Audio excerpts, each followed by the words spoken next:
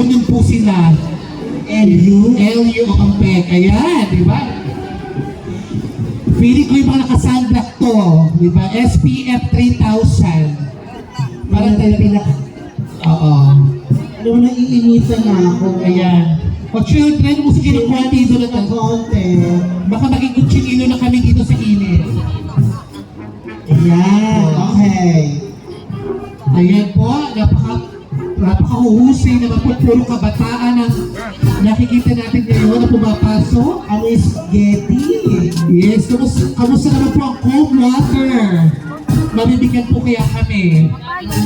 Cold water. Sponsored by Pure. Cold water. Sana buko, yung masarap. Binibila natin buko. Dami nila, no? Yes, kasi lumalaban sila sa biggest television.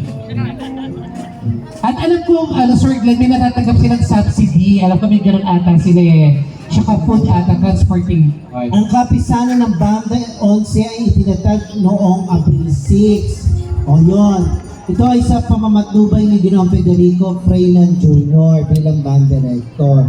Sino naman ang kasamang ng ano nito, pamunuan? Well, kasama po nila si Gina at saka po si Ginoong Norman. Bilang mga pangulo. Bilang mga pangulo. At kung hindi niyo po natanong, Sir Glenn, sila po ay noong 2016 ay sumali sa NAMSIA Competition for Symphonic Band. Bukod dito, sila din ay nakapagtanghala ng maraming konsyerto sa loob at labas ng ating lalawigan, pati na sa Cultural Center of the Philippines at Concert Park, sa iba't ibang lugar din, no? Ano pinakabongga dito, Sir Glenn? Magtugtog din po sila sa Angel Speech sa branch grand opening. Ay, bongga! Pati pala yung nirarakit pala nila. Ang sa mga piling ko magaling din to. Kasi talaga magaling yan, may feather duster. Yes. Thank you very much po, kapisana ng Banda 11. Hindi ba tapos? Hindi ba ba? Kala ko ilalabas na eh. Dapat yung patuod din, pinapakilala din natin. Tapos, dapat, okay. Ito si Sir Federico. Hello. Federico. Yan ang ganda ng ano namin. Padala ko naman dito ng malamig na buko juice.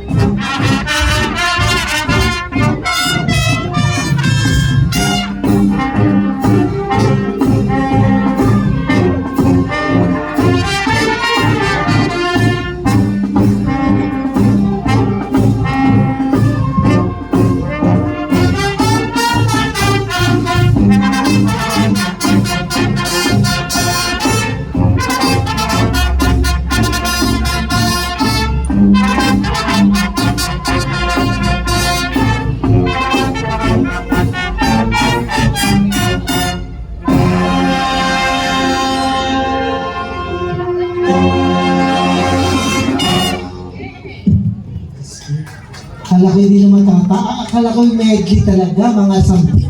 Maraming salamat, napakahusay. Dito tayo, yan. Bumalas na kayo dyan. Yung mga plug ka na.